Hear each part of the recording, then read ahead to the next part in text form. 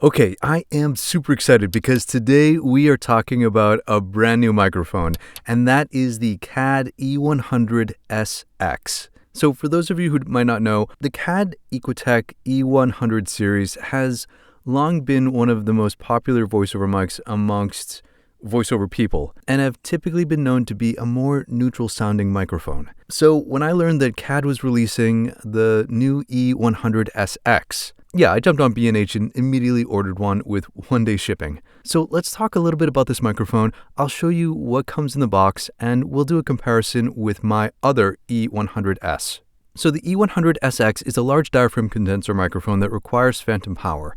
And today I am recording this through my Zoom H6 with a gain set to 6. I won't do any post-processing in this video, and on the mic, the high-pass filter is set to off and the pad is set to 0 right now. So this is what the E100Sx sounds like right out of the box in my acoustically treated space for voiceover work. It's at a 45-degree angle, and I'm about this far away. So I'm running this without any wind protection or pop filters, so you can get a clear idea of what it might sound like. So let's take a quick look at what comes in the box.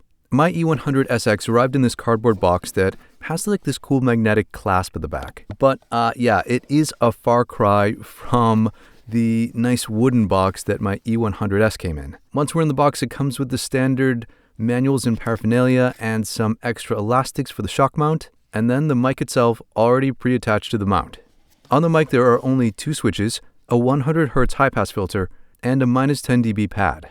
And for those of you who are interested in the proximity effect, here I am just a few inches away from the capsule. So I'm not going to get into all the specs because that's stuff that I'm sure other reviewers will get into. But you might be wondering, how does the E100Sx sound compared to the E100S? And what are some of the similarities and differences? Well, I have my E100S right here. So after doing a lot of testing and recording with both of these mics, I've come to the realization that there are a handful of differences. Physically, the mics look to be exactly the same body. The only difference, obviously, is the name of the mic on the front, but also that the pad and high-pass filters are reversed on each of the mics. And then from a visual standpoint, the E100S has a silver grille and the E100Sx is black. Another thing to note is the E100S was made in the United States, and the box of the E100Sx states it's assembled in China. And so that probably accounts for the price difference because the E100S is $500 and the E100Sx is $300. But like I said, they seem to have the same body and the same shock mount. But as you can probably tell, as I've been switching between these two mics, they don't sound the same.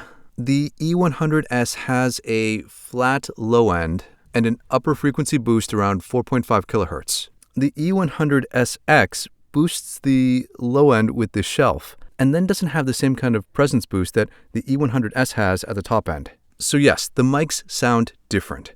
The E100S has more clarity, and the E100Sx feels really bass heavy, especially on a lower voice like mine. But that's not to say that you can't get them to sound the same, because when I enable the high-pass filter on the E100Sx, now the mic sounds a little bit more like its E100S counterpart. Creativity can't be manufactured. It's built from inspiration, having the right tools, and the courage to express yourself. Creativity can't be manufactured. It's built from inspiration, having the right tools, and the courage to express yourself. The other thing about these two mics is that their self-noise is different. The E100S has a lower self-noise than the E100Sx, but the E100Sx has a hotter output than the E100S. So for reference in my Zoom H6, to get them about the same level, the E100Sx is set to 6 and the E100S is set to 7 on my Zoom H6. So I know which one that I prefer the sound of, but I want to know what you think. So let me know down in the comments below, do you prefer the E100S or the new E100Sx? I'll tell you what, I have already recorded a paid job with the new E100Sx, and I'll be honest, the boosted low end probably helped me out on this job because the descriptive words that the client gave me with regards to tone were seductive, evocative, intriguing, sensual, sexy, lush, provocative, romantic. So yeah, it seemed like the E100Sx was the perfect microphone for that particular job. So do I think the new E100Sx is a straight-up replacement for the E100S? It's hard to say. It might not have the same clarity or low self-noise, but that doesn't necessarily make it a deal breaker. The price difference between a $300 mic and a $500 mic does make this an attractive option. Will the E100Sx have the same kind of durability as a US-made microphone? Well, if it doesn't leave your studio and you take good care of it, like not dropping it, probably, but I'll have to make a follow-up video in a year or two to really see for myself. But because of its really tight supercardioid pickup pattern, it can be a really great purchase for those of you looking for a large diaphragm condenser, but you don't necessarily have the best treated space to record in. So that's basically the E100Sx. If you have any specific questions, drop them down in the comments below. Thanks for watching, and we'll talk again real soon.